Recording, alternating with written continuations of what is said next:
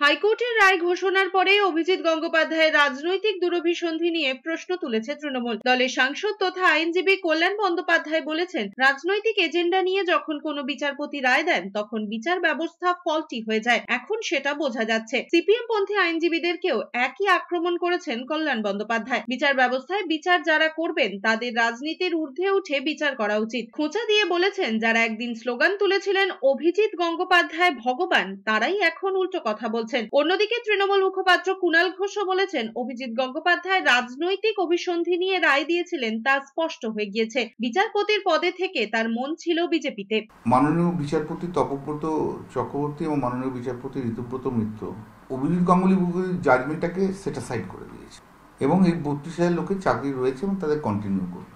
Single bench যে বলেছিল corruption হয়েছে, সেখানে করাপশনের কোনো প্রমাণ এখানে দেখাতে পারেনি কেউ। 2 নম্বর হয়েছে যা যা প্রিডিং ছিল সেই প্রিডিংয়ের বাইরে চলে গেছে।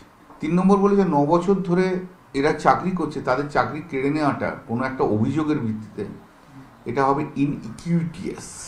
অত্যন্ত ভালো জাজমেন্ট দিয়েছে। আমরা কৃতজ্ঞ মাননীয় ডিভিশন বেঞ্চ, মাননীয় বিচারপতি তপব্রত চক্রবর্তী এবং মাননীয় বিচারপতি ঋতুব্রত মিত্রের কাছে। বিচারপতিরা যা ভালো মনে করেছেন তাই করেছেন, এমনটাই মন্তব্য করেছেন অভিজিৎ গঙ্গোপাধ্যায়, যিনি 32,000 চাকরি বাতিলের রায় দিয়েছিলেন। বুধবারের রায় নিয়ে প্রাক্তন বিচারপতি বর্তমান বিজেপি সাংসদ অভিজিৎ গঙ্গোপাধ্যায় বলেছেন, বিচারপতি হিসেবে তার যা মনে হয়েছিল সেই রায় দিয়েছিলেন। ডিভিশন বেঞ্চের বিচার করার ক্ষমতা আছে, তাই ডিভিশন বেঞ্চ আছে। ডিভিশন বেঞ্চ কোন গ্রাউন্ডে এই রায় দিয়েছে সেটা তাদের ব্যাপার।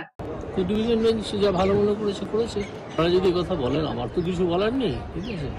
আমি বিচারপতি হিসেবে যা মনে করেছিলাম সেটাই বলেছি।